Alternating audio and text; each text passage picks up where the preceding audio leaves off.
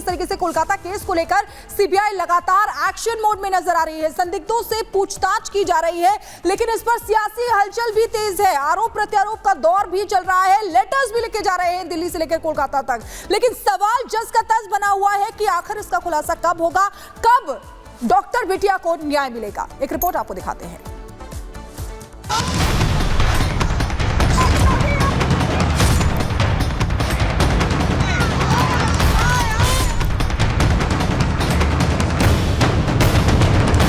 कोलकाता में lady doctor से rape हत्या मामले को लेकर बीजेपी और टीएमसी आमने सामने हैं।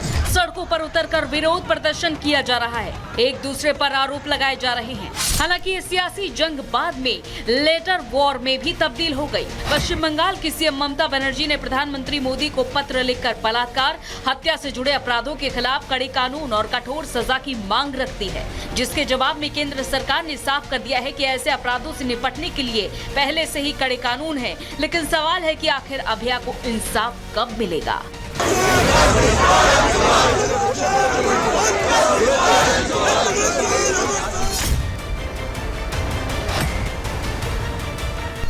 मामला जितना संवेदनशील है, उतनी ही जमकर इस पर राजनीति भी हो रही है। और एक तरफ पश्चिम बंगाल के गवर्नर सीवी आनंद बोस एक हफ्ते में ही दूसरी बार गृहमंत्री अमित शाह से मुलाकात कर प्रदेश के हालात के बारे में जानकारी दे चुके हैं, तो वहीं दूसरी तरफ बीजेपी के नेता और कार्यकर्ता सड़कों पर है। जमकर ममता सरकार पर हमला किया जा रहा है।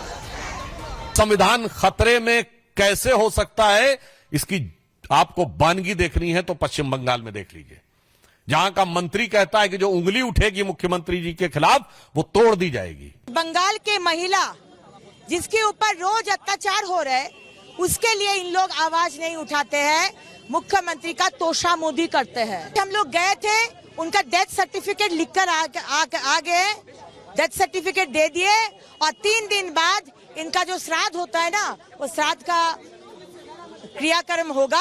आप सबको, हमको, हमारा तरफ से इनविटेशन है। अपने ही घर में, अपने ही राज्य में खुद को बीजेपी से घिरता देख ममता बनर्जी भी पलटवार कर रही हैं। पहले आग लगवाने वाला बयान दिया और फिर सीएम ममता ने बाहरी कार्ड खेल दिया और कहा कि बंगाल में रहने वाले बाहरी लोग ढंग से रहें। बाहरी लोगों ने ही हिंसा फैलाने की कोशिश की। बंगाल में नुकसान करने पर मिलेगा जवाब। अगर पुलिस से भिड़े तो आप भी तैयार रहें। प्रदेश में चल रही सियासी जंग से दूर सीबीआई ने इस मामले में एक्शन तेज कर दिया है। संजय राय, संदीप घोष, जूनियर डॉक्टर सहित 10 लोगों का पॉलीग्राफ टेस्ट कराने के बाद भी सवालों का दौर जारी है। केस से जुड़े हर एक पहलू पर कड़ी नजर रखी जा रही है। हालांकि मामले में अब तक संजय राय को ही मुख्य आरोपी माना जा रहा है, लेकिन सीबीआई लगातार संदीप घोष से भी पूछताछ कर रही है। माना जा रहा है कि सीबीआई संदीप घोष के बयानों से पूरी तरह से संतुष्ट नहीं है, इसीलिए लंबी पूछताछ और पॉलीग्राफ टेस्ट के बाद ही सीबीआई ने संदीप घोष को क्लीन चिट नहीं दी है। वहीं सोशल मीडिया पर वायरल क्राइम स्पॉट की तस्वीरों ने सीबीआई की जांच को अलग मोड़ दे दिया है। दरअसल 8-9 अगस्त की रात की कुछ तस्वीरें सामने आई हैं, जिसमें वारदात के बाद क्राइम सीन पर 10-12 लोग दिखाई दे रहे हैं। दावा किया जा रहा है कि लेडी डॉक्टर से रेप और मर्डर के बाद क्राइम सीन पर पुलिस के अलावा भी कई लोग थे, जिसकी वजह से सबूतों से छेड़छाड़ की गुंजाइश है। सीबीआई ने 20 अगस्त को भी सुप्रीम कोर्ट में ऐसी आशंका जताई थी। हालांकि कोलकाता पुलिस आदेश के बाद लोगों की क्राइम सीन पर जाने की बात कह रही है। पश्चिम बंगाल की सड़कों पर हो रहे प्रदर्शन, बीजेपी टीएमसी की सियासी लड़ाई, सीबीआई की जारी जांच के बाद सवाल है कि आखिर कब इस मामले का खुलासा होगा, कब इस केस से जुड़े हर किरदार से पर्दा उठेगा और कब देश की बेटी अभया को इंसाफ मिलेगा। Bureau report, Republic Bharat.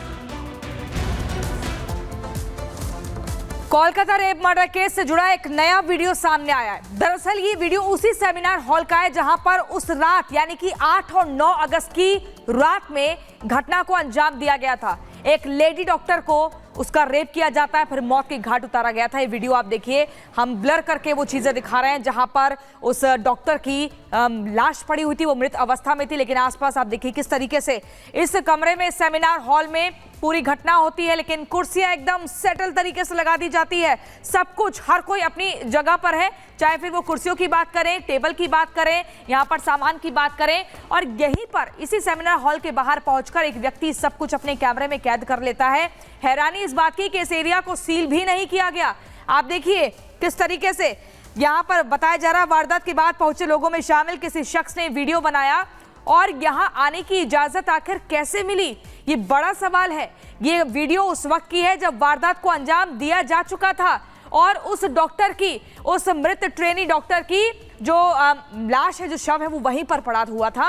सब कुछ कैमरे में कैद हुआ। आप ये देखिए कैसे ना टेबल की पोजीशन खराब है, ना स्ट्रेचर की पोजीशन गड़बड़ है, चेयर भी वहीं पर रखी हुई है।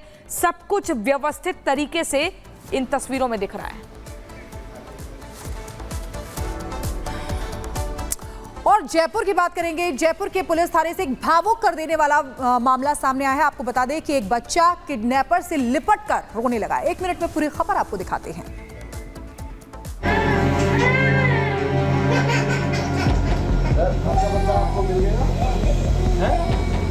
बच्चे दिल के सच्चे होते हैं, उन्हें किसी भाषा की समझ नहीं होती, अपने और पराये की पहचान नहीं होती, लेकिन वो समझते सिर्फ प्यार की भाषा है।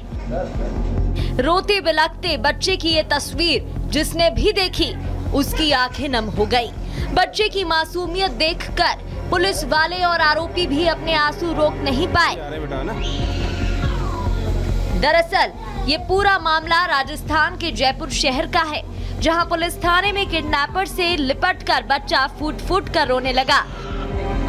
बताया जा रहा है कि 14 महीने पहले आरोपी ने बच्चे का अपहरण कर लिया था। 14 महीने तक आरोपी ने बच्चे को अपनी कैद में रखा, लेकिन जब पुलिस ने बच्चे को किडनैपर से छुड़वाया तो बच्चा उसे छोड़ने के लिए राजी नहीं हुआ। बच्चे का अपने प्रति इतना लगाव देखकर किडनैपर की आंखों में भी आंसू आ गए।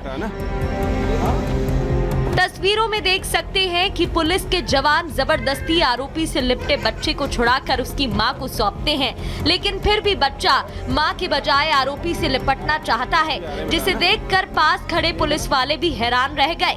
हालांकि पुलिस ने बच्चे को उसके माता पिता को सौंप दिया। पुलिस की गिरफ्त खड़े आरोपी का नाम तनुज चाहर बताया जा रहा है, जो उत्तर प्रदेश पुलिस का निलंबित हेड कांस्टेबल है, जिसे बीते दिनों जयपुर पुलिस ने अलीगढ़ से अरेस्ट किया है। जब पुलिस ने उसे पकड़ा तब आरोपी दाढ़ी मूंछ बढ़ाए और भगवा चोला ओढ़ साधु का वेश धारण कर रखा था। पूछताछ में आरोपी ने कबूल किया कि इसी ने पिछले साल 14 जून को जयपुर के सांगानेर से तब पृथ्वी उर्फ कुक्कू का अपहरण किया था। बच्चा आरोपी के साथ इस कदर घुल मिल गया कि वो अब उसे छोड़ने को तैयार नहीं है। पुलिस वाले रोते बिलखते बच्चे को लेकर थाने के बाहर खड़ी उसकी मां के पास लेकर पहुंचे, लेकिन बच्चा मां के पास जाने के बजाय उल्टा किडनैपर के पास जाने की जिद करने लगा।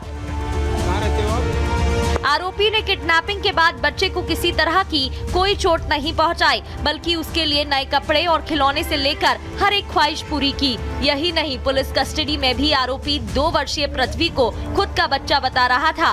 उसका दावा है कि ये बच्चा उसका है।